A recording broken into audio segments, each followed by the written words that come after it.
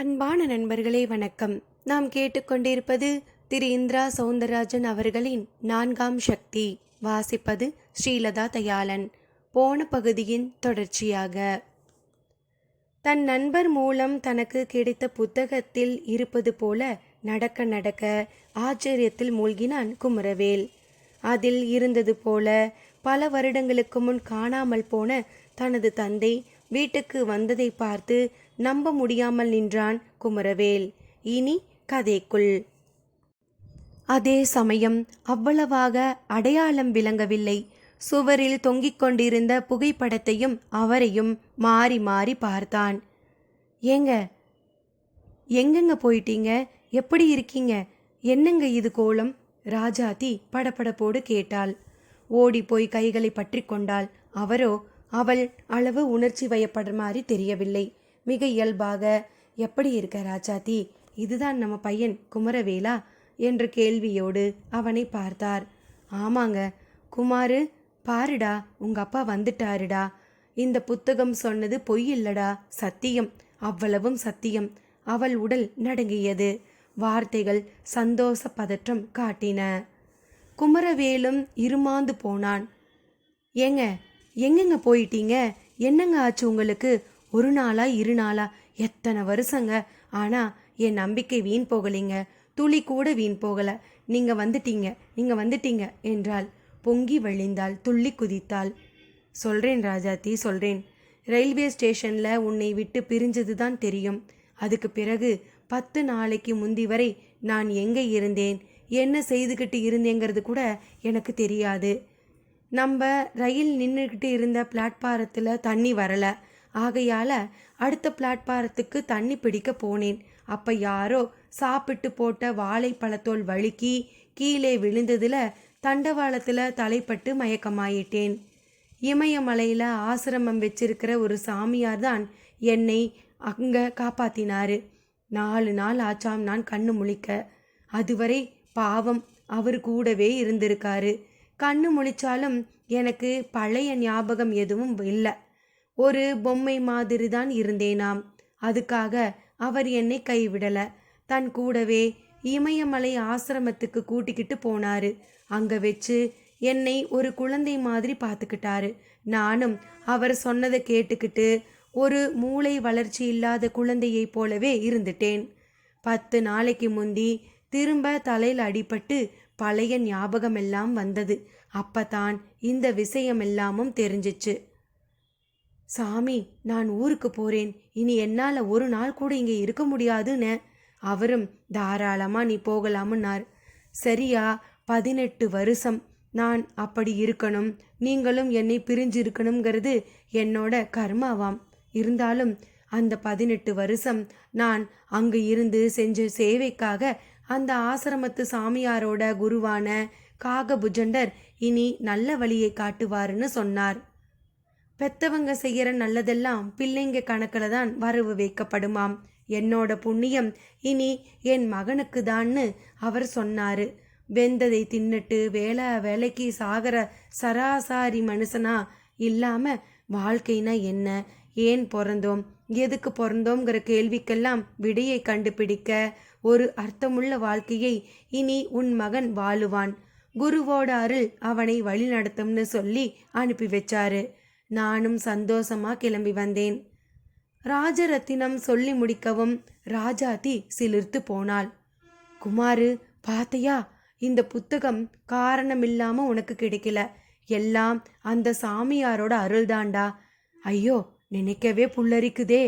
உணர்ச்சி மேலீட்டோடு கன்னத்தில் போட்டுக்கொண்டாள். குமரவேல் எதுவும் பேசாமல் அப்பாவையே பார்த்தான். திரும்ப ஒரு முறை தனக்குள் கேட்டுக்கொண்டான். இதெல்லாம் என்ன கனவா இல்லை நிஜமா? அத்தியாயம் 5. கிருஷ்ணாவதாரத்தில் லகிமாவின் சிறப்பு பளிச்சென்று உணரும் விதத்தில் உள்ளது. கண்ணனின் பத்தினியான சத்யபாமாவின் ஒரு செயல் மூலம் அது தெரிய வருகிறது. சத்யபாமா மிகுந்த செருக்குடன் தன் செல்வ வளத்தை கண்ணனுக்கு உணர்த்த அவன் எடைக்கு எடை பொன்னும் மணியும் தரும் சம்பவம் ஒன்று அதை உணர்த்ததும். தராசின் ஒரு தட்டில் கண்ணனை அமர்த்தி மறுதட்டில் பாலம் பாலமாக தங்கத்தையும் நவமணிகளையும் கொட்டுகிறாள். எவ்வளவு கொட்டியும் கண்ணனின் எடைக்கு இணையாக அவளால் நிரப்ப முடியவில்லை. மாயாவி கண்ணன் ஏதாவது நாடகம் ஆடுகின்றானா? அவளே கண்ணனிடம் அதை கேட்கிறாள். என்ன இது? நான் அரண்மனை செல்வங்கள் அவ்வளவையும் கொட்டி குவித்து விட்டேன். நீங்கள்தான் ஏதோ மாய வேலை காட்டுகிறீர்கள் என்கிறாள். கண்ணன் சிரிக்கிறான். சரியான மாய புன்னகை. அவளுக்கு புரிந்து போகிறது. கண்ணனுக்கு இதெல்லாம் தேவையே இல்லை. இதனால் அவனை சந்தோஷப்படுத்த முடியாது. கண்ணனின் எதிர்பார்ப்பும் இதுவல்ல என்று உணர்ந்தவள் அவனை பொருளை காட்டி மயக்கவோ அடக்கவோ முடியாது என்று புரிந்தவளாக பக்தியோடு ஒரே ஒரு துளசி இலையை எடுத்து தராசு தட்டில் வைக்கிறாள். தராசு சீராகிறது. துளசி கண்ணனின் எடையை உடையதா? இல்லை, கண்ணன்தான் துளசியின் எடைக்கு தன்னை மாற்றிக்கொண்டானா? கண்ணனே பதில் தருகிறான். சத்யபாமாவிற்கு உண்மையை புரிய வைக்க தன்னை அளப்பரிய பாரம் கொண்டவனாய் கரிமா மூலம் மாற்றிக்கொண்ட கண்ணன் அவள் பக்தியோடு செயல்படவும் லகிமாவால் தன்னை பஞ்சாக்கிக் கொள்கிறான். இங்கே கரிமாவையும் சரி லகிமாவையும் சரி காற்றிக்கொண்டே வினை புரிந்த கண்ணன் அது எப்படி என்று கூறவில்லை. ஆயினும் அஷ்டமா சித்து பற்றி அறிந்தவர்களுக்கு தெரியும் அது உதான வாயுவை கொண்டு நிகழ்த்திய கரிமா என்று. இனி கதைக்குள். யானைமலை அரண்மனையை சீரியல் செட் அலங்காரத்தில் மூழ்கடித்து கொண்டிருந்தனர். மைசூர் லலித மஹால் கட்டடத்தை பார்த்து காப்பியடித்து கட்டியது போல ஒரு விஸ்தீரணம். முகப்பிலும் ஒரு விளையாட்டு மைதானம் போல பரந்த இடம். அதில் அங்கங்கே பூதாகரமான மரங்கள். அரண்மனையின் பிரதான வாசல் முகப்பு ஒன்றில் 2 படகு கார்கள் நின்று கொண்டிருந்தன. சற்று தள்ளி நல்ல வாலிப்பான 2 வெள்ளை குதிரைகளுடன் சாரட் ஒன்றும் நின்று கொண்டிருந்தது. வருவோரும் போவோருமாய் ஜே ஜே என்று கூட்டம். உள்ளே பிரதான மைய மண்டபத்தில் நல்ல அகலப்பட்டும் ஒட்டியானமும் அணிந்த பல பெண்கள் சிரித்து பேசிக் கொண்டிருந்தார்கள். மிக பணிவாக ஆப்ரன் கட்டிய நிலையில் பணியாட்களும் அவர்களுக்கு கூல்ட்ரிங்க்ஸ் காபி என்று கொண்டு வந்து கொடுத்து கொண்டிருந்தார்கள். 3 விரல் பருமனுக்கு கோதுமை வடிவில் கன்னிகள் கொண்ட சங்கிலி. அதில் ஒரு சங்கிலிக்கு 108 என்கின்ற கணக்கில் சிவப்பு மாணிக்க கற்கள். பார்க்கவே கண்ணை பறிக்கும் எடுப்பில் உள்ள அந்த சங்கிலியோடு அவர்கள் நடுவில் ராணி வேணுமதி நாச்சி இருந்தாள். மாப்பிள்ளை கருணாகரவர்மனின் அம்மா. தலைமுடியில் சரிபாதிக்கு நரை ஓடியிருந்தது. அழுந்த வாரி கொண்டை போட்டிருந்தாள். நெற்றியிலும் நன்கு பெரிய பொட்டு. கலகலப்பான உறவுக்காரர்களோடு பேசி கொண்டிருந்தவளை பஞ்சகச்சமும் அதற்கு மேல் ஒரு கருப்பு கோட்டும் தரித்து அதில் கோட்டு பட்டனுக்கும் பாக்கெட்டுக்கும் இடையில் ஒரு வரிசங்கிலி ஓடிய நிலையில் இருக்க தலையில் ஒரு வெண்பட்டு தலைப்பாகை தரித்த கார்வார் திருநாவுக்கரசு வந்து சற்று தனியே அழைத்தார். அவளும் என்ன கார்வார் என்று கேட்டபடியே ஒதுங்கினாள். கோட்டசாமி கோயில் பூஜைக்கு ராஜா தயாராயிட்டார், நீங்க ரெடியான்னு கேட்டார். நான் எப்பவோ ரெடி. அப்ப கிளம்பலாம் ராணி. இப்ப கிளம்பினாதான் போயிட்டு வர சரியா இருக்கும். அப்ப கிளம்புங்க. ஆமா, கருணா வராந்தானே? நிச்சயமா. அவர் இல்லாமலா? பதிலோடு இருவரும் நடந்தனர். அரண்மனையில் பலவித அறைகள். அரசர் நாராயணவர்மாவுக்கு நிறைய தமிழ் பற்று. எனவே ஒவ்வொரு அறைக்கும் வைகை, காவிரி, பொதிகை, பொங்குமா கடல் என்று பெயர் சூட்டி இருந்தார். அதில் அவர் எப்போதும் இருப்பது பொங்குமா கடல் அறையில்தான். உள்ளே பாடம் செய்த சிங்கம் புலிகள் அச்சு அசலாய் உயிரோடு நிற்கிற மாதிரி இருந்தன. தேக்கில் கடைந்து கடைந்து செய்த நாட்காலிகள். சுவர்களிலும் வண்ண ஓவிய திரைகள். அதில் ஒன்றில் நடராசரின் நாட்டிய கோலம், இன்னொன்றில் குற்றால அருவியின் குபீர் பாய்ச்சல். மாடனாக சுவிட்சர்லாந்தின் ஒரு கோல்ஃப் மைதானம் வெளி ஒன்றும். அதில் அவர் கோல்ஃப் ஸ்டிக்குடன் தலையில் கேப் தரித்து நிற்கும் புகைப்படம். அறை நடுவில் வெல்வட்டால் வேய்ந்த வேலைப்பாடுள்ள குஷன் நாற்காலி ஒன்றில் அமர்ந்து அன்றைய ஆங்கில நாளிதழ் ஒன்றை கவனமாக இருந்தவரை கார்வாரும் வேணுமதி நாச்சியும் சமீபித்தனர். அவரும் நிமிர்ந்தார். ஆசை மனைவியை ஊன்றி பார்த்தார். கோட்டசாமி கோவில் பூஜைக்கு நான் ரெடியான்னு கேட்டுட்டு நீங்க உட்கார்ந்துக்கிட்டு இருந்தா எப்படி? அவளிடம் ஆரம்பம். கருணா தயாராயிட்டானா? உங்க பையன் தானே, அவனும் பேப்பர் படிச்சுக்கிட்டு இருப்பான், இல்ல டிவி பார்த்துக்கிட்டு இருப்பான். சரி கிளம்பு. கார்வார் கொளஞ்சியப்பர் வந்துட்டாரா? எப்பவோ வந்துட்டார், கார்ல உட்கார்ந்துட்டு இருக்காருங்க. ஆமா, புலிக்கு சொல்லியிருந்தீங்களே, கிடைச்சிருச்சா? இந்த கேள்வியை மட்டும் ஒரு ரகசியம் போல கேட்டார். நம்ம மலைப்பணியன் சிங்கன் ஒரு குட்டி புலியை நமக்காக சிரமப்பட்டு பிடிச்சிட்டாங்க. கோயில்ல அது ரெடியா இருக்கு. Very good. அப்ப புறப்பட வேண்டியதுதான். நாராயணவர்மா பேப்பரை வீசி எறிந்துவிட்டு நிமிர்ந்தார். கருணாகரவர்மனும் கச்சிதமாக வந்து சேர்ந்தான். அவன் நெற்றியில் ஒரு காப்பு கயிற்றை கட்டியிருந்தார்கள். அது அவனுக்கு பெரிய இம்சையாக இருந்தது. இந்த கயிறோட நான் வரணுமாமா என்று கேட்டான். இதை நீ கல்யாணம் முடிகிற வரை கழட்டக்கூடாது. இது நம்ம ஐதீகமப்பா என்றாள் வேணுமதி நாச்சி. என்ன ஐதீகமோ, அந்த கோயிலுக்கு மட்டும் போயிட்டு வந்தா போதாதா? டே, வாழ்நாள்ல இந்த மாதிரி சந்தர்ப்பத்துல கூட நம்ம குலதெய்வத்தை நாம கும்பிட போகலைனா எப்படிடா? கிளம்பு. அவனை இழுத்து கொண்டு நடந்தார். நாராயணவர்மாவும் கார்வார் திருநாவுக்கரசும் அவர்களை தொடர்ந்தார்கள். அரண்மனை முகப்பு வாயிலில் காத்திருந்தது கார். உள்ளே டிரைவர் சீட்டுக்கு பக்கத்தில் ராஜா எங்கே என்று கேட்ட கொளஞ்சியப்பர் கருப்பு வேட்டியும் மார்பின் குறுக்கில் ஓடும் மஞ்சள் வஸ்திரமுமாய் நம்பூதிரிகள் போல தலையில் முன்குடுமியோடு அமர்ந்திருந்தார். கதவை திறந்து கொண்டு கார்வார் ஏறி அவர் அருகில் அமர்ந்து கொள்ள பின்னால் ராஜாவும் ராணியும் கருணாகரனும் ஏறிக்கொண்டனர். ராஜா நாராயணவர்மா முந்திக்கொண்டு கொளஞ்சியப்பருக்கு நமஸ்காரம் என்றார். டிரைவரும் காரை கிளப்பினார். அதை பலர் கவனித்தார்கள். குசுகுசுவென்று தங்களுக்குள் ஏதோ பேசிக்கொண்டனர். பாளையம் வனசரகம் ஆரம்பம் என்கின்ற பெயர் பலகையை ஒட்டி நின்றிருந்தது ஒரு கப்பி சாலை. அதில் நிறைய மேடு பள்ளங்கள், பள்ளங்களில் மழை நீர் தேங்கி கிடந்தது. கார் அதில்தான் பிரவேசித்து புழுதியை புரட்டி போட்டபடி சீறிக்கொண்டிருந்தது. பாதைக்கு இருபுறமும் அடர்வான மரக்கூட்டம். எல்லா சாதி மரங்களும் இருந்தன. அங்கங்கே நடு சாலையில் கீரிகள் குறுக்கும் நெடுக்குமாய் ஓடுவதையும் பார்க்க முடிந்தது. காருக்குள் அமர்ந்திருந்த கருணாகவர்மனும் பார்த்தான். எப்பொழுதாவது அந்த பக்கமாய் வேட்டைக்கு வருவான். நிறைய மான்கள் கண்ணில் படும். ஆனால் அவைகளை ஏனோ கொல்ல மனம் வராது. ஒரு அழகான சாதுவான குழந்தையை பார்க்கிற மாதிரி இருக்கும். எனவே சுடமனமில்லாமல் திரும்பி விடுவான். ஒரு முறை ஒரு மைனாவை சுட்டதில் அது கழுத்து சிதைந்து போய் அப்படியே கீழே விழுந்து துடி துடித்து உயிரை விட்டது. அதை பார்த்தவனுக்கு நெஞ்சை பிசைந்தது. அன்று சித்தார்த்தனுக்கு ஏற்பட்ட அதே வலி, அதே வேதனை.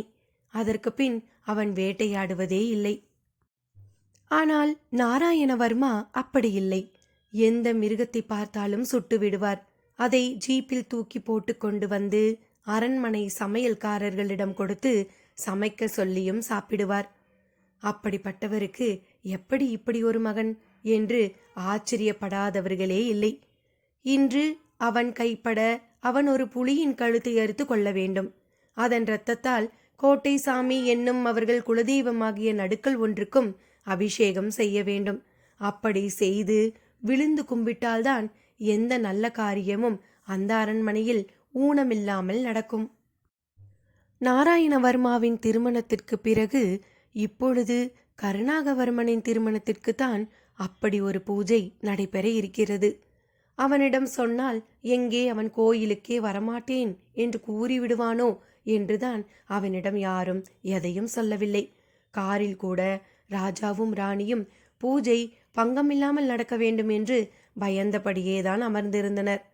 நாராயணவர்மா திருமணத்தின் போது வன மிருகங்களுக்கான பாதுகாப்பு சட்டமெல்லாம் அவ்வளவாக பெரிதாக கண்டு கொள்ளப்படவில்லை. ஆனால் இப்பொழுது அப்படி இல்லை. எனவே செய்ய வேண்டியதை ரகசியமாக செய்ய வேண்டும் என்கின்ற ஒரு நிலை. ஆகையால்தான் ஒரு பரிவாரத்தோடு சொந்த பந்தங்களுடன் சாரட்டிலே கோயிலுக்கு வரவேண்டிய ராஜா இப்படி தனியாக ஒரு காரில் அடைந்து கொண்டு கிளம்ப வேண்டிய நிலை. இன்று பூஜை, நாளை மாப்பிள்ளை அழைப்பு, மறுநாள் திருமணம். நாராயணவர்மா திருமணம் நல்லபடியாக நடக்க வேண்டிய கவலையோடு ராணியை பார்க்க அவளும் பதிலுக்கு அவரை பார்த்தாள். கொளஞ்சியப்பரும் அமைதியாகத்தான் வந்தார். கோட்டை சாமி கோவிலும் பாளையம் காட்டின் நடுவில் ஒரு சின்ன குன்றுக்கு கீழே உள்ள 1000 காலத்து மரமான ஒரு ஆலமரத்தின் கீழ் இருந்தது. பக்கத்திலே ஒரு மலையோடை. அதில் கோடையில் கூட முழங்கால் நீர் ஓடும். சாமியார் ஓடை என்று அதற்கு பெயர். அதில் குளிக்க வேண்டும். ஈரம் சொட்ட சொட்ட போய் கோட்டை சாமி முன்னால் நிற்க வேண்டும். கொளஞ்சியப்பர்தான் பூஜையை நடத்தி கொடுப்பார். பதிலுக்கு அவருக்கு ஒரு வெள்ளி முரத்தில் காசு மாலை ஒன்றும், கால் பணமும், பலி கொடுத்த புலியின் கால் நகமும், மேல் வரிசை பற்களை வைத்து காணிக்கையாக கொடுக்க வேண்டும். எல்லாம் அரண்மனை ஐதீகம். காலம் காலமாக இப்படித்தான் நடந்து வருகிறது. திருமணத்தின் போது அவர்தான் தாலி எடுத்து கொடுப்பார். கொளஞ்சியப்பரின் பரம்பரையும் கிட்டத்தட்ட ஒரு அரச பரம்பரைதான். வேணுநாச்சி கூட விதவியாக இருந்த பின் நாராயணவர்மாவுக்கு வாழ்க்கைப்பட்டவள்தான். சில தலைமுறைகளுக்கு முன்னால் யானைமலை அரச வம்சத்தில் ராணி ஒரு கொலுபொம்மையாக இருக்க வைப்பாட்டிகளின் கைகள் ஒரு காலத்தில் ஓங்கி இருந்தது. ஒரு தலைமுறையில் வைப்பாட்டி ஒருத்தி ராணியையே ஆட்டி படைக்க ராஜாவும் அதற்கு ஒத்து ஊத ராணி கோட்டைசாமி கோவிலுக்கு வந்து யானைமலை அரச குடும்பத்தையே சாடிவிட்டு அந்த ஆலமரத்தில் தூக்கில் தொங்கி இறந்து போனாள். அதன்பின் திருமணமான எந்த ஒரு ராஜா வாரிசுக்கும் அவரது மனைவிகள் தங்கவில்லை. எல்லாருமே திருமணமான 6 மாதத்திலேயே சித்தப்பிரமை பிடித்தது போலாகி கோட்டைசாமி கோவிலுக்கு வந்து தூக்கில் தொங்கி இறந்தும் போனார்கள். யானைமலை அரண்மனையே மிரண்டு போனது. கேரளாவில் இருந்து வந்த ஒரு நம்பூதிரி பிரசன்னம் பார்த்து அந்த சாவுகளுக்கெல்லாம் காரணம் முதலில் தற்கொலை செய்து கொண்டு இறந்து போன ராணியின் ஆவிதான் என்று சொன்னார்.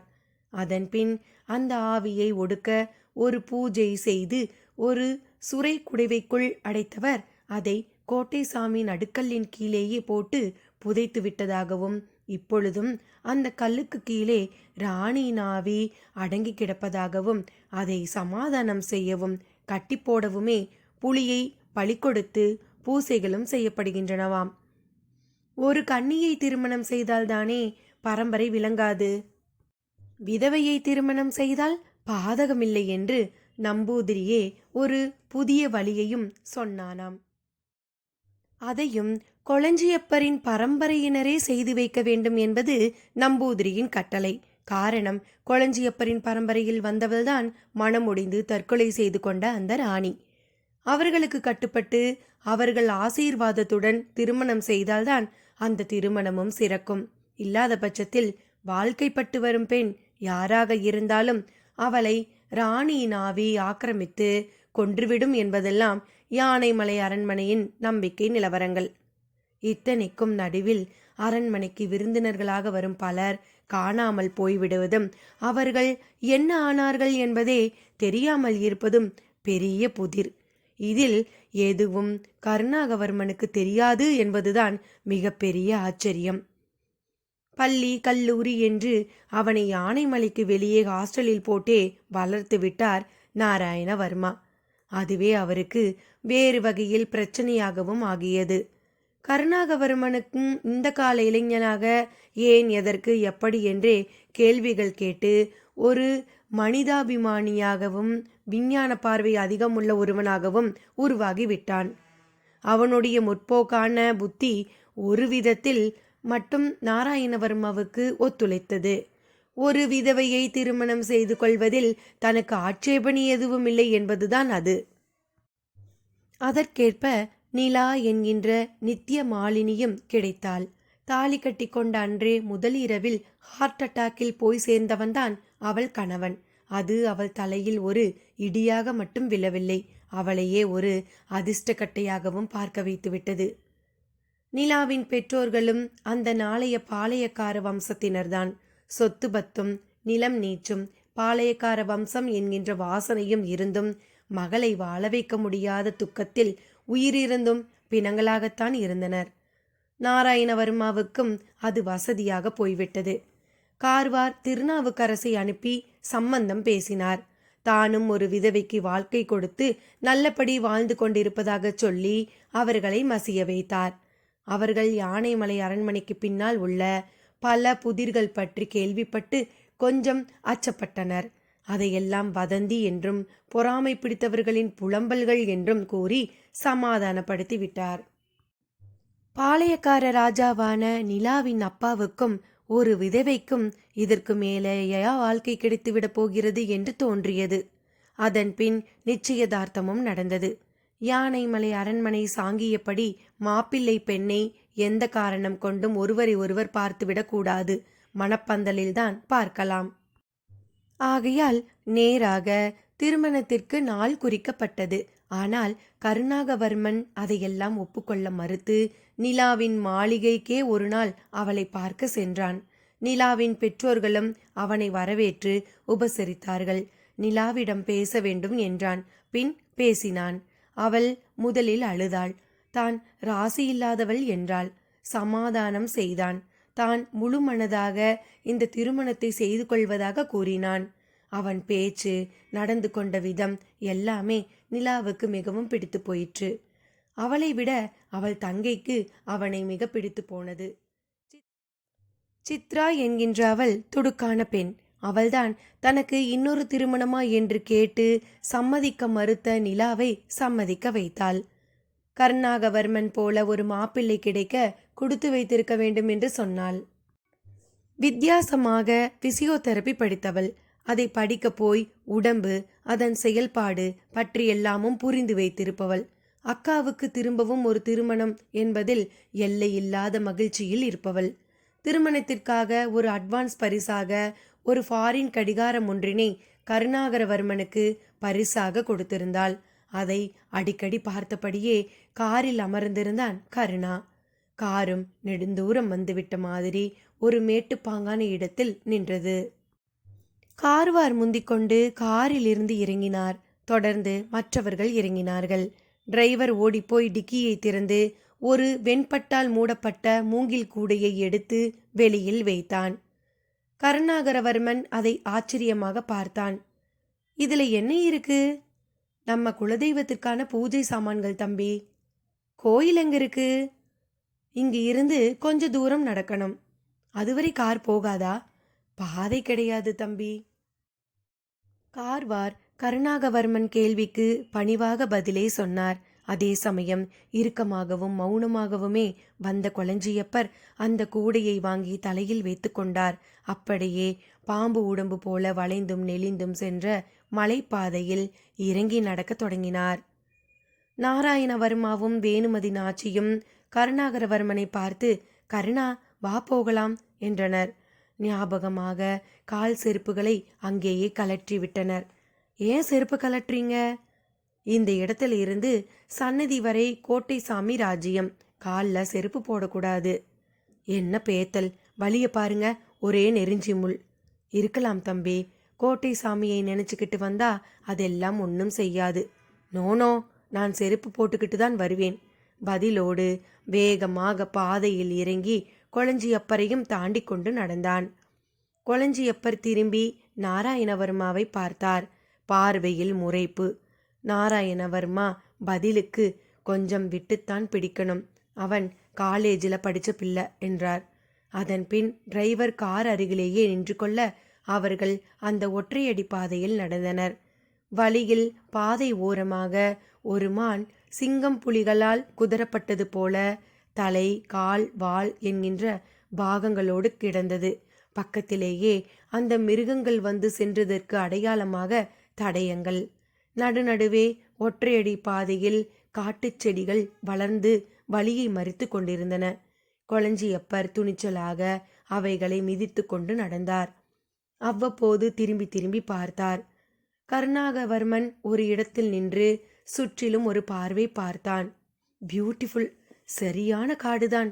இத்தனை நாள்ல ஒரு தடவை கூட இங்க வராம போயிட்டேனே. ஏன் டாடி என்னை இங்க கூட்டிகிட்டே வரல என்று கேட்டான். வந்திருக்கோம்பா, உனக்கு 4 வயசு இருக்கும்போது இங்க வந்துதான் மொட்டை போட்டோம். அதுக்கப்புறம் நாங்க வரல. ஆனா வருஷா வருஷம் நம்ம சார்பா கொளஞ்சியப்பர் மட்டும் ஐப்பசி மாசம் பௌர்ணமிக்கு இங்க வந்து பூஜை செய்வாரு. அது சரி, கோயிலே கண்ணுக்கு தெரியலேயே, இங்க வேறு யாரும் வரமாட்டாங்களா? இந்த கோயில் நம்ம யானைமலை அரண்மனை வம்சத்துக்கு மட்டும்தான், வேறு யாரும் வரமாட்டாங்க. யாருக்கும் தெரியவும் தெரியாது. Very peculiar.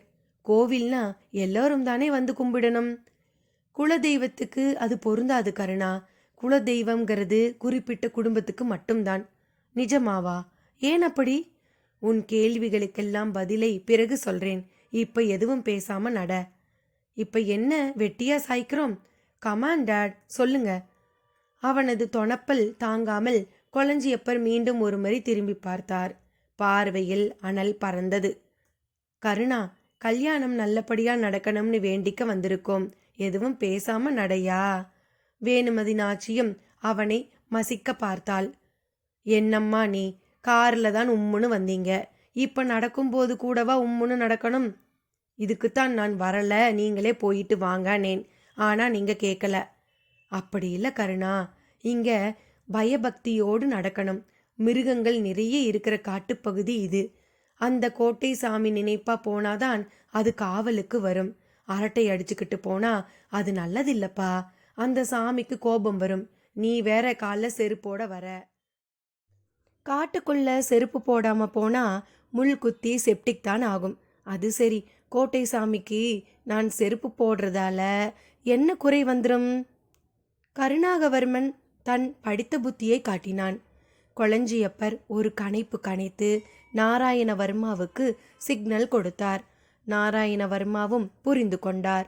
இப்படியெல்லாம் இங்கே பேசுவது பெரிய பிழை. அதிலும் யானைமலை அரச குடும்பத்துக்கு பேச துளியும் அருகதையில்லை. அது குடி கூத்து என்று தானும் அழிந்து பிறரையும் அழித்த குடும்பம் என்பது கருணாகரவர்மனுக்கு தெரிந்திருக்க வாய்ப்பில்லை. அவனைத்தான் 300-400 மைல் தொலைவில் வைத்தே வளர்த்து விட்டார்களே. நான் இப்படி எந்த கேள்வி கேட்டாலும் பதில் சொல்லாமலே வாங்க, உங்களுக்காகத்தான் இந்த கோயிலுக்கே வரேன். ஒரு விதவைக்கு வாழ்க்கை கொடுக்க போறோங்கிறதால தான் கல்யாணத்துக்கும் ஒத்துக்கிட்டேன். இல்லைனா என்னோட திட்டம் ஸ்டேட்ஸுக்கு போறது தான். எனக்கு கொஞ்சம் கூட நம்ம அரண்மனை அதோட கட்டு திட்டங்கள் எல்லாம் பிடிக்கல. நாம ராஜாக்களா இருந்தது ஒரு காலத்துல. இப்ப ஜனநாயக ஆட்சி நடந்துக்கிட்டு இருக்குது. நம்ம அதிகாரத்தை எல்லாம் இழந்தாச்சு. இருந்தும் ராஜவம்சங்கிற பந்தா நமக்கு எதுக்கு? வேணும்னா முன்னாள் ராஜ குடும்பம்னு இந்நாள் பணக்கார குடும்பம்னு சொல்லிக்கலாம். கருணாகவர்மன் வெள்ளந்தியாக தன் மனதில் பட்டதை பேசிக்கொண்டே வந்தான். நாராயணவர்மா நெளிந்தார். அதற்கு மேல் வேணுமதி நாச்சியும் புழுங்கினாள். நடை நீண்டு கொண்டே போனது. நரி ஒன்று ஊளையிட்டு கொஞ்சம் கலக்கத்தை ஏற்படுத்தியது. உடனே நாராயணவர்மா கார்வாரைத்தான் பார்த்தார்.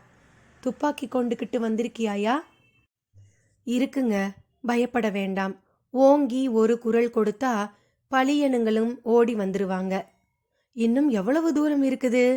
கேட்கும்போதே சாமியார் ஓடை குறுக்கிட்டது.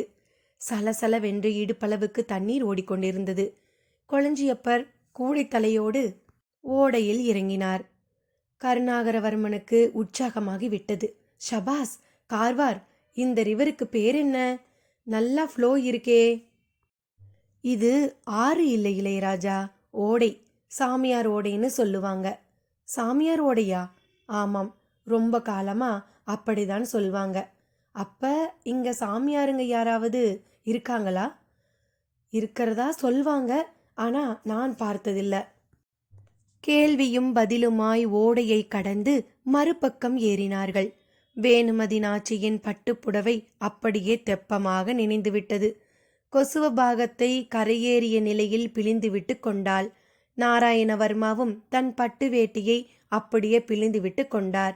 கருணாகவர்மன் அப்படியெல்லாம் செய்யாமல் குளிர் உடம்புக்காரன் போல நடுங்கியபடி கரையில் நின்றபடி நாலா பக்கமும் பார்த்தான். மிக அடர்வாய் ஆங்காங்கே காட்டுப்பூக்கள் பூத்திருக்க ஒருவித பச்சை வாசனை அடித்தது. எல்லா நிறத்திலும் சிறகுகள் கொண்ட பறவை ஒன்று கிளையில் இருந்தபடி அவர்களை பார்த்தது. அதே சமயம் ஒரு புலியின் உருமல் சப்தமும் கேட்டது.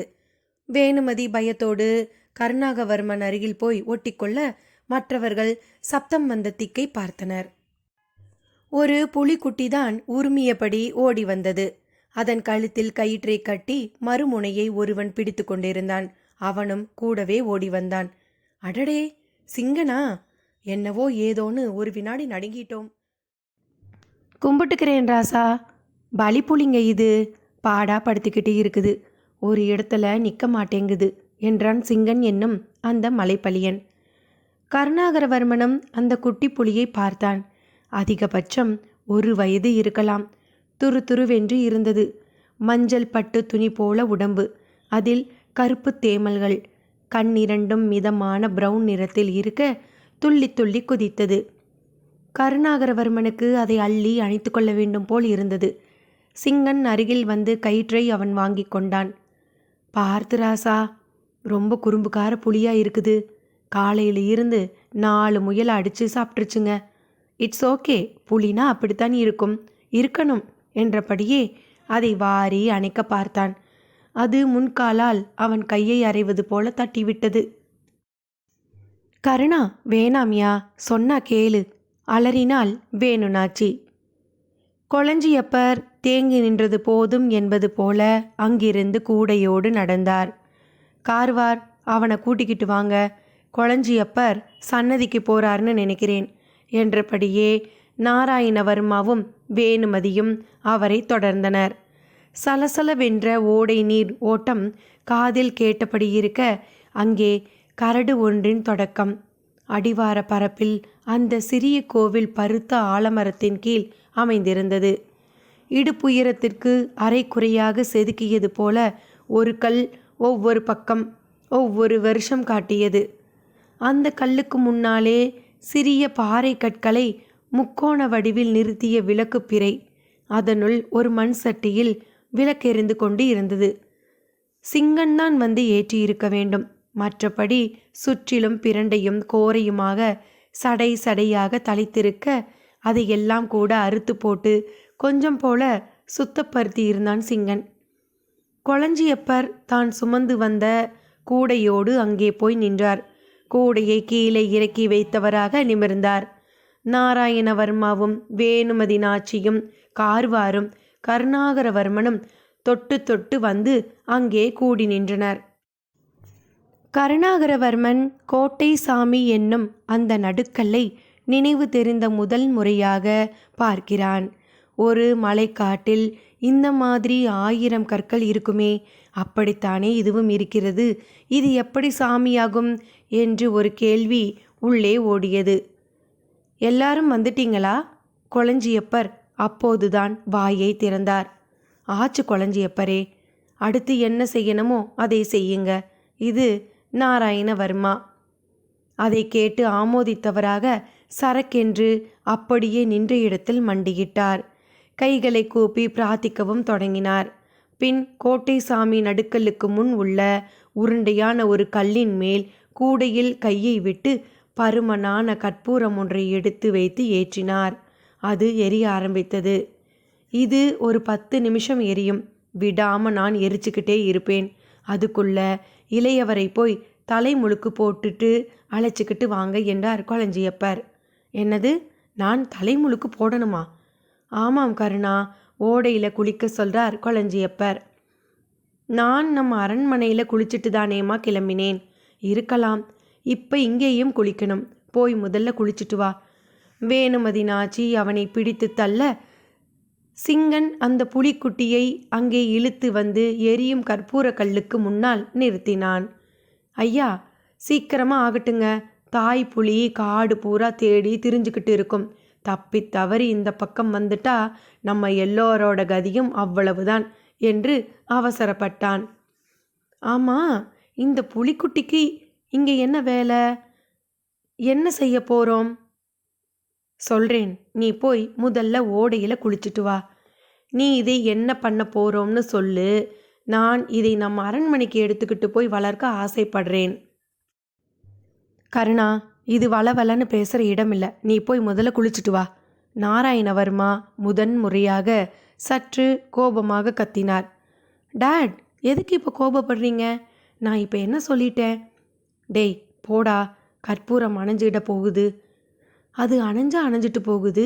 என்னையே ஒவ்வொரு விஷயத்திலையும் கண்ட்ரோல் பண்ணி டைவர்ட் பண்ணிக்கிட்டே இருக்கீங்க.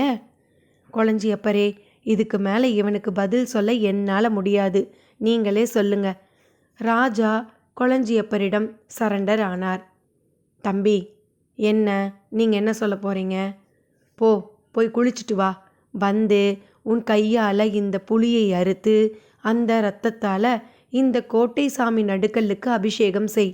அப்படி செய்தாதான் உன் திருமண வாழ்க்கை நல்லா இருக்கும். என்னது, இந்த புலிக்குட்டியை கொல்றதா? கொன்று இரத்தத்தை எடுத்து அபிஷேகமா? அதுவும் இந்த கல்லுக்கா? உங்களுக்கு கிறுக்கா பிடிச்சிருக்கு? கருணாகவர்மன் ஆவேசமானான். எனக்கு கிறுக்கு பிடிக்கல, உனக்கு பிடிக்காம இருக்கணும்னு தான் இதையெல்லாம் செய்கிறோம். போய் குளிச்சுட்டு வா. சரியா உச்சிக்கு சூரியன் வரும்போது இரத்தாபிஷேகம் நடக்கணும். இது பெரிய கொடுமை. உங்களுக்கெல்லாம் அறிவில்லை? டாட், என்ன இது? இதுக்கு பேர்தான் குலதெய்வ பூஜையா? பூஜைனா ஆடு மாடு கோழின்னு பலி கொடுப்பாங்க, கேள்விப்பட்டிருக்கேன். அதையே பெரிய பாதகமாக நினைக்கிறவன் நான். நீங்கள் என்ன ஒரு படி மேலே போய் புலியை கொல்ற அளவுக்கு போயாச்சா? இதுதான் ராஜவம்ச ஸ்டைலா? இதோ பார், இதெல்லாம் ஐதீகம். கேள்வியா கேட்காத. கார்வார், என்னையா பார்த்துக்கிட்டு நிற்கிற? நேத்தே இந்த பூஜை பற்றி எல்லாம் இவன்கிட்ட சொல்ல சொன்னேன்ல. இங்கே வந்து முரண்டு பிடிக்கிறான் பார். நாராயணவர்மா சீர கார்வார் தலையை குனிந்து கொண்டார். அவரை ஏன் டாட் திட்டுறீங்க? ஒரு வகையில் அவர் நேற்று சொல்லாததுக்கு நான் அவருக்கு தேங்க்ஸ் தான் சொல்லணும். இல்லைனா இந்த புலிக்குட்டியை நீங்கள் யாராவது கொண்டு இருப்பீங்க. சுதந்திரமாக அம்மா கிட்ட பால் குடிச்சுக்கிட்டு திரிய வேண்டியதை இப்படியா பிடிச்சுக்கிட்டு வந்து கட்டி போட்டு? சே! புலம்பலோடு சட்டென்று அந்த புலிக்குட்டி அருகில் மண்டியிட்டவன் அதை வாரி அணைத்து அதன் கழுத்து கயிற்றை அவிழ்க்கத் தொடங்கினான். எல்லோரும் விகிர்த்து போக கொளஞ்சியப்பர் மட்டும் கடூரமாய் நாராயணவர்மாவை பார்த்து முறைத்தார். அந்த புலிக்குட்டியோ கயிற்றின் பிடியில் இருந்து விடுபட்ட குஷியோடு அங்கிருந்து துள்ளி குதித்து ஓடியது. சிங்கன் கையை பிசைந்து கொண்டான். கருணாகவர்மன் கைகளை தட்டிவிட்டு கொண்டான். எல்லோரையும் ஒரு பார்வை பார்த்தான். நான் கிளம்புற. இந்த குளியல் பூஜை இதிலையெல்லாம் எனக்கு நம்பிக்கை இல்லை. நீங்களே எனக்கும் சேர்த்து கும்பிடு போட்டுட்டு வாங்க, வரேன் என்றபடியே வந்த வழியே திரும்ப தொடங்கினான். கருணா, நில்லுடா அலறினாள் வேணுமதி. அவனோ காதிலேயே வாங்கி கொள்ளவில்லை. விறுவிறுவென்று நடந்தான். ஓடை அருகில் வந்தான். அதில் இறங்க காலெடுத்தவன் எதிரில் ஓடையின் மறுகரையில் ஒரு சாமியார் இடுப்பில் ஒரு கோவணத்துடன் அவனையே பார்த்தபடி நின்று கொண்டிருந்தார். அவனுக்கு ஆரம்பத்தில் சற்று பகீர் என்றது. பிறகு சுதாரித்தான். அவரையே வெறித்தான். அவர் அவனை பார்த்து ஒரு சின்ன புன்னகை புரிந்தார். அது அவனை என்னென்னவோ செய்தது. அவரை பற்றி விசாரிக்க கூட வாய் வரவில்லை. சிரித்தபடியே அவர் நடந்தார். அவனும் ஏதோ அவரால் கட்டி இழுக்கப்பட்டது போல் பின்தொடர்ந்தான். புதர்கள் அவர்கள் இருவரையும் ஒரு கட்டத்தில் மறைத்தன. அவர் நடந்து கொண்டே இருந்தார். அவனும் தொடர்ந்து கொண்டே இருந்தான். அந்த நடையின் முடிவில் ஒரு பெரிய நீர்நிலை வந்தது. இரு மலைக்கு இடையே ஒரு பெரிய ஏரி போல நீண்டு கிடந்தது. மேலே சிலுசிலுவென்று காற்று வேறு. அவன் சில நிமிடங்களுக்கு முன் பார்த்த பலவண்ண சிறகு கொண்ட பச்சி ஒன்று பறந்து வந்து நடக்கும் அந்த சாமியாரின் தலைமேல் அமர்ந்தது. பெண் பிள்ளைகள் போல் அவர் தலைமுடி நீண்டு தோள் வரை புரண்டிருந்தது. அவர் அந்த பட்சியை கையில் பிடித்து உயர்த்தி எடுத்து தோள் மேல் விட்டு கொண்டார். கருணாகரவர்மனுக்கு தன் கண்ணையே நம்ப முடியவில்லை. ஐயா, என்றான் சிலிர்த்தபடி. அவரும் நின்று ஏறிட்டார். நீங்க பார்த்தா தெரியல, கோவனாண்டி. இந்த மலைக்காட்டில் என்ன பண்ணிக்கிட்டு இருக்கேன்னு கேட்குறியா? ஆமாம், என்ன மாதிரி ஆட்களுக்கு நகரத்தில் என்ன வேலை சொல்லு பார்ப்போம். அப்போ நீங்கள் இங்கே நிம்மதியாக அமைதியாக காலம் கடத்திக்கிட்டு இருக்கேன். சாமியாருங்க இங்கே இருக்கிறதா கார்வார் சொன்னார். நீங்களும் அவங்களில் ஒருத்தரா இருக்கலாம். இது என்ன பதில்? சரி, நான் சாமியார்தான். உன் கார்வார் சொன்ன மாதிரி அவங்களில் ஒருத்தன்தான். இந்த பறவை எப்படி உங்ககிட்ட சாதாரணமாக வந்து பழகுது? நம்ப முடியல என்னால். பறவை மட்டுமா? நாம் யாருன்னு தெரிஞ்சுக்கிட்டு அதற்கேற்ப வாழ்ந்தா எல்லா ஜீவராசிகளும் நம்மக்கிட்ட சகஜமாக பழகும். பகுத்தறிவில்லாத மிருகங்களா பயமில்லாமல் பழகும் என்கிறீர்கள்? எது பகுத்தறிவு? அவர் கேள்வி அவனை கட்டி போட்டது. அவன் அறிந்த பகுத்தறிவு விஞ்ஞான பார்வை உடையது. எல்லாவற்றையும் அறிந்து கொள்ள முயல்வது, கேள்வியாய் கேட்பது, சந்தேகப்பட்டு கொண்டே இருப்பது, ஆதாரமில்லாமல் எதையும் ஒப்புக்கொள்ளாதது. அதை எப்படி சுருக்கமாக இவருக்கு சொல்லி புரிய வைப்பது? அவன் குழப்பத்துடன் யோசிக்க ஆரம்பித்தான். அவருக்கும் அவன் குழப்பம் விளங்கி இருக்க வேண்டும். சிரித்தபடியே அவன் எதிரில் சலனமில்லாமல் அமைதியாய் பரவி கிடக்கும் ஏரி நீர்மேல் கால் வைத்தார். அந்த பட்சி அவர் தோளின் மேல் அமர்ந்து கொண்டு அவனையே பார்த்தபடி இருக்க, அவர் மூழ்காமல் நனையாமல் ஏதோ தரைமேல் நடப்பது போல நடந்து செல்ல தொடங்கினார். அவன் அப்படியே ஸ்தம்பித்தான். கண் இமைகள் சினிமாஸ்கோப் திரை போல அகன்று விரிந்துவிட செப்பால் அடித்த ஒரு சிலை போல நின்றான். அத்தியாயம் 6. குறிப்பு: ஆகாயத்தில் ஏதுமில்லை. அது தடைகளற்ற ஒரு திறந்த வெளி. அந்த வெளியில் காற்றின் பொருட்டு புவியீர்ப்பு விசையானது செயல்பட்டபடி இருக்கிறது. அதன்படி அந்த விசையின் எடையை விட குறைவானவையே ஆகாயத்தில் மிதக்க முடியும், அல்லது அந்த எடையை எதிர்த்து செயல்பட முடிந்தவை மிதக்க முடியும் அல்லது பறக்க முடியும். ஒரு மனிதர் புவியீர்ப்பு விசையை விட குறைவான எடையை கொள்ளுதல் சாத்தியமா? பஞ்சபூத அணுக்களின் சேர்க்கையால் உருவான இரத்தமும் எலும்பும் சதையும் நிறை உள்ளவைதானே. அது எப்படி எடையற்று போக முடியும்? போன்ற கேள்விகளுக்கு விடை ஆகாயத்தையும் பூமியையும் இணைத்தபடி இருக்கும் காற்றிடம்தான் உள்ளது. மெல்ல வீசினால் தென்றல், வேகமாக வீசினால் புயல், காற்றாலையில் தேவைக்கு பயன்பட்டால் ஆக்கசக்தி என்று அது பயன்படுத்தப்படும் விதத்தில்தான் எல்லாமே உள்ளது. எனவே காற்றால் நிரம்பிய ஆகாயத்தையும் ஒரு திடசக்தியாக பாவித்து அதில் ஊடுருவும் பயிற்சியை பல புத்த பிட்சுகள் பெற்றிருந்தனர். கண்ணாடியை ஒரு தடையாக கருதாமல் ஒளியானது ஊடுருவுவது போல ஆகாயத்தை தங்கள் சரீரத்தால் ஊடுருவினர். இதை பற்றி பல பௌத்த துறவிகளின் நூல்கள் தெளிவாக குறிப்பிடுகின்றன. இனி கதைக்குள். அவ்வளவு தூரம் வந்துவிட்டு எப்படி பூஜிக்காமல் திரும்புவது? நாராயணவர்மா ஒரு முடிவுக்கு வந்தவராக புலியை கொல்லுவதற்காக கொண்டு வந்திருந்த கத்தியால் யாரும் எதிர்பாராதபடி தனது கரத்தை கீறிக்கொண்டு இரத்தம் பெருகவிட்டார். அதை அப்படியே கோட்டை சாமி எனப்படும் அந்த நடுக்கல் மேல் சொரியவும் செய்தார். கொளஞ்சியப்பர் அதை பார்த்து மகிழ்ந்துதான் போனார். பலே பலே நாராயணவர்மா, பலே. இதுக்கு பேர்தான் பொன்னை வைக்கிற இடத்துல பூவை வைக்கிறதுங்கிறது. இருந்தாலும் சொல்கிறேன், கருணாகரனோட அலட்சியம் இனி உன் பரம்பரையை என்ன செய்யும்னு சொல்ல முடியாது. எது வந்தாலும் அதை நீ சந்திக்கத்தான் வேணும் என்றபடியே கூடையில் இருந்த மாலையை எடுத்து இரத்தத்தில் நனைத்து நடுக்கல்லுக்கு சாத்திவிட்டு அப்படியே சாஷ்டாங்கமாக தரையில் விழுந்து வணங்கினார்.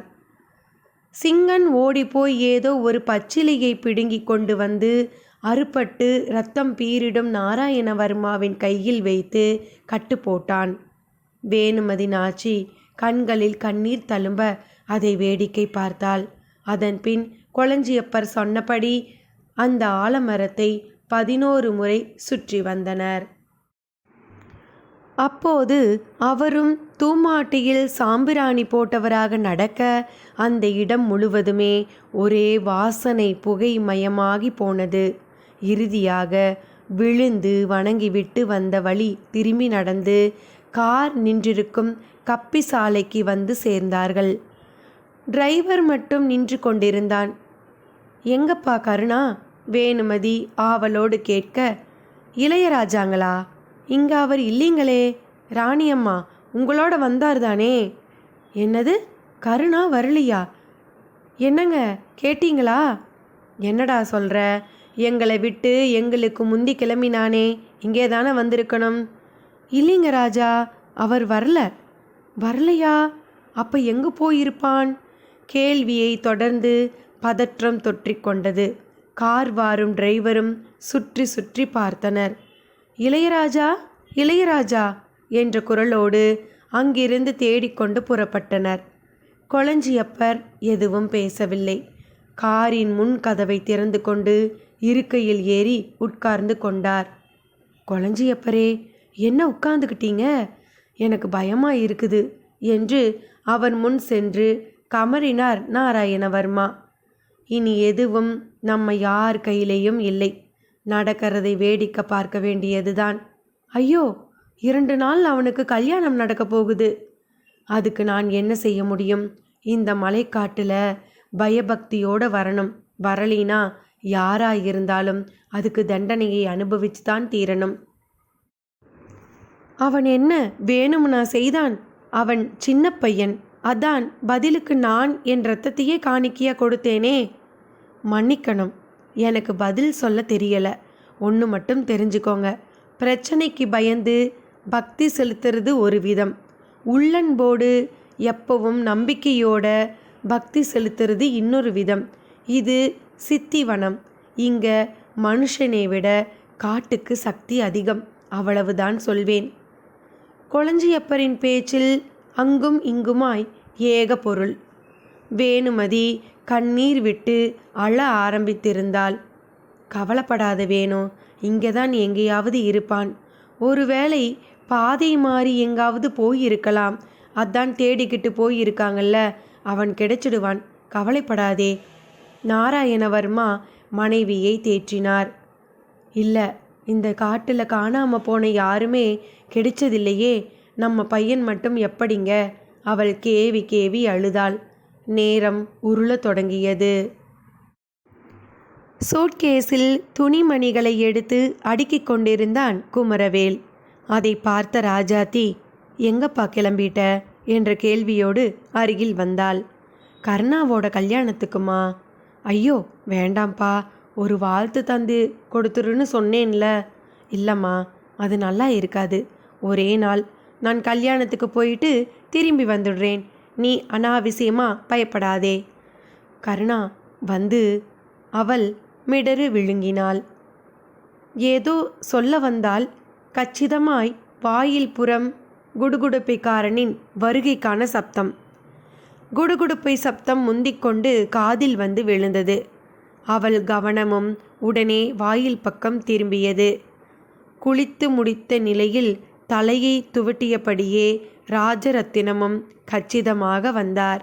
அவர் காதிலும் அவன் குடுகுடுப்பை சப்தம் கேட்டது.